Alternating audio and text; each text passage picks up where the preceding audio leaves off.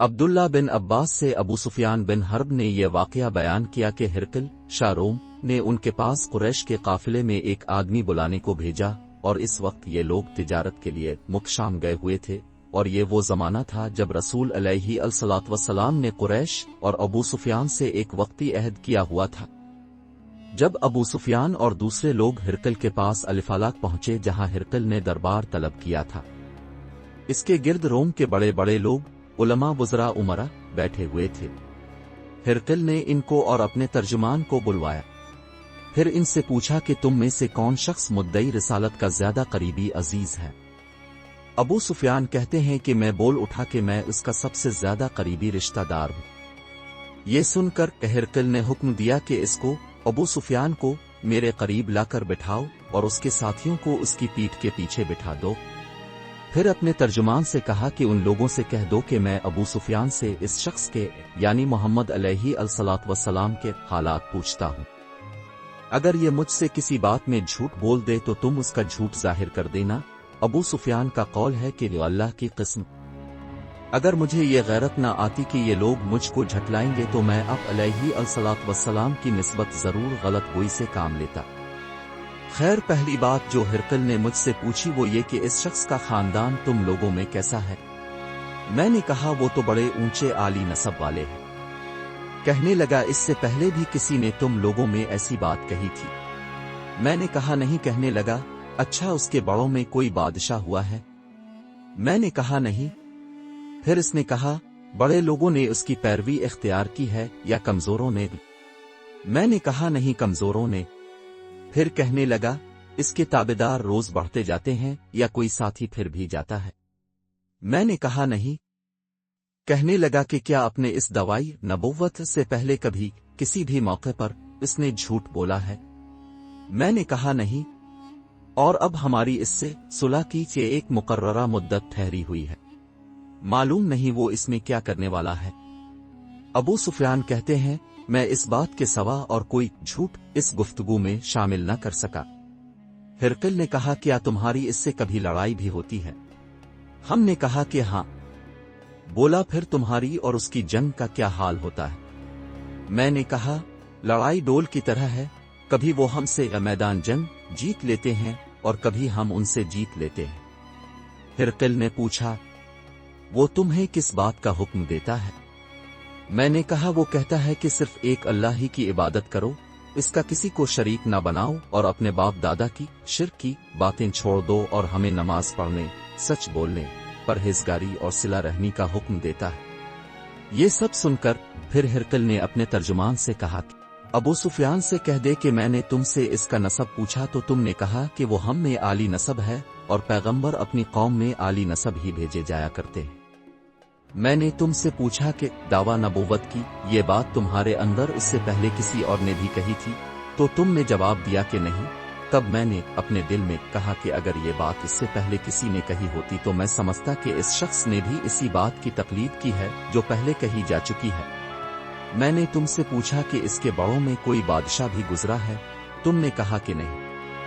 تو میں نے دل میں کہا کہ ان کے بزرگوں میں سے کوئی بادشاہ ہوا ہوگا تو کہہ دوں گا کہ وہ شخص اس بہانہ اپنے آبا و اجداد کی بادشاہت اور ان کا ملک دوبارہ حاصل کرنا چاہتا ہے۔ اور میں نے تم سے پوچھا کہ اس بات کے کہنے یعنی پیغمبری کا دعویٰ کرنے سے پہلے تم نے کبھی اس کو دروغ گوئی کا الزام لگایا ہے؟ تم نے کہا کہ نہیں۔ تو میں نے سمجھ لیا کہ جو شخص آدمیوں کے ساتھ دروغ گوئی سے بچے وہ اللہ کے بارے میں کیسے جھوٹی بات کہہ سکتا ہے۔ اور میں نے تم سے پوچھا کہ بڑے لوگ اس کے پیرو ہوتے ہیں یا کمزور آدمی؟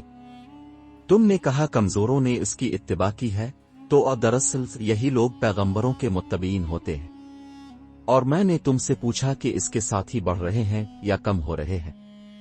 تم نے کہا کہ وہ بڑھ رہے ہیں، اور ایمان کی کیفیت یہی ہوتی ہے حتیٰ کہ وہ کامل ہو جاتا ہے۔ اور میں نے تم سے پوچھا کہ آیا کوئی شخص اس کے دین سے ناخوش ہو کر مرتد بھی ہو جاتا ہے؟ تم نے کہا نہیں۔ تو ایمان کی خاصیت بھی یہی ہے، جن کے دلوں میں اس کی مسرت ریچھ بس جائے وہ اس سے لوٹا نہیں کرتے۔ اور میں نے تم سے پوچھا کہ آیا وہ کبھی عہد شکنی کرتے ہیں؟ تم نے کہا نہیں۔ پیغمبروں کا یہی حال ہوتا ہے، وہ عہد کی خلاف ورزی نہیں کرتے۔ اور میں نے تم سے کہا کہ وہ تم سے کس چیز کے لیے کہتے ہیں؟ تم نے کہا کہ وہ ہمیں حکم دیتے ہیں کہ اللہ کی عبادت کرو، اس کے ساتھ کسی کو شریک نہ ٹھہراؤ، اور تمہیں بتوں کی پرستش سے روکتے ہیں، سچ بولنے اور پرہیزگاری کا حکم دیتے ہیں۔ لہذا اگر یہ باتیں جو تم کہہ رہے ہو سچ ہیں تو عنقریب وہ اس جگہ کا مالک ہو جائے گا کہ جہاں میرے یہ دونوں پاؤں ہیں۔ مجھے معلوم تھا کہ وہ پیغمبر آنے والا ہے، مگر مجھے یہ معلوم نہیں تھا کہ وہ تمہارے اندر ہوگا۔ اگر میں جانتا کہ اس تک پہنچ سکوں گا تو اس سے ملنے کے لیے ہر تکلیف گوارا کرتا، اگر میں اس کے پاس ہوتا تو اس کے پاؤں دھوتا۔ ہرقل نے رسول علیہ السلام وہ خط منگایا جو اپنے دھا کلبی رضی اللہ عنہ کے ذریعہ حاکم بصر کے پاس بھیجا تھا، اور اس نے وہ ہرقل کے پاس بھیج دیا تھا۔ پھر اس کو پڑھا تو اس میں لکھا تھا کہ اللہ کے نام کے ساتھ جو نہایت مہربان اور رحم والا ہے۔ اللہ کے بندے اور اس کے پیغمبر محمد علیہ السلام کی طرف سے یہ خط ہے شاروم کے لیے۔ اس شخص پر سلام ہو جو ہدایت کی پیروی کرے، اس کے بعد میں آپ کے سامنے دعوت اسلام پیش کرتا ہوں۔ اگر آپ اسلام لے آئیں گے تو دین و دنیا میں سلامتی نصیب ہوگی، اللہ آپ کو دوہرا ثواب دے گا، اور اگر آپ میری دعوت سے روگردانی کریں گے تو آپ کی رعایا کا گناہ بھی آپ ہی پر ہوگا۔ اور اے اہل کتاب، ایک ایسی بات پر آ جاؤ جو ہمارے اور تمہارے درمیان یکساں ہے، وہ یہ کہ ہم اللہ کے سوا کسی کی عبادت نہ کریں اور کسی کو اس کا شریک نہ ٹھہرائیں، اور نہ ہم میں سے کوئی کسی کو اللہ کے سوا اپنا رب بنائے۔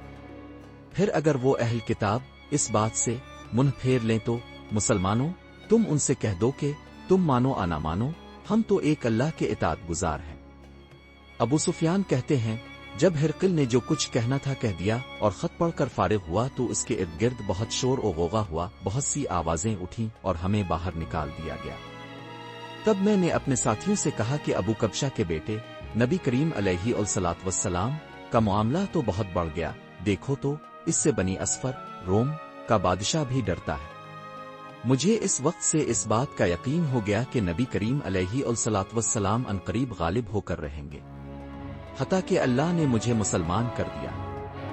راوی کا بیان ہے کہ ابن ناطور الفالاق کا حاکم ہرقل کا مصاحب اور شام کے نصار کا لاٹ پادری بیان کرتا تھا کہ ہرقل جب الفالاق آیا ایک دن صبح کو پریشان اٹھا تو اس کے درباریوں نے دریافت کیا کہ آج ہم اب کی حالت بدلی ہوئی پاتے ہیں، کیا وجہ ہے؟ ابن ناطور کا بیان ہے کہ ہرقل نجومی تھا، علم نجوم میں وہ پوری مہارت رکھتا تھا۔ اس نے اپنے ہم نشینوں کو بتایا کہ میں نے آج رات ستاروں پر نظر ڈالی تو دیکھا کہ ختنہ کرنے والوں کا بادشاہ ہمارے ملک پر غالب آ گیا ہے۔ بھلا اس زمانے میں کون لوگ ختنہ کرتے ہیں؟ انہوں نے کہا کہ یہود کے سوا کوئی ختنہ نہیں کرتا، سو ان کی وجہ سے پریشان نہ ہو۔ سلطنت کے تمام شہروں میں یہ حکم لکھ بھیجیے کہ وہاں جتنے یہودی ہوں سب قتل کر دیے جائیں۔ وہ لوگ انہی باتوں میں مشغول تھے کہ ہرقل کے پاس ایک آدمی لایا گیا جسے شاہ غسان نے بھیجا تھا۔ اس نے رسول علیہ السلام کے حالات بیان کیے۔ جب ہرقل نے سارے حالات سن لیے تو کہا کہ جا کر دیکھو وہ ختنہ کیے ہوئے ہے یا نہیں۔ انہوں نے اسے دیکھا تو بتلایا کہ وہ ختنہ کیا ہوا ہے۔ ہرقل نے جب اس شخص سے عرب کے بارے میں پوچھا تو اس نے بتلایا کہ وہ ختنہ کرتے ہیں۔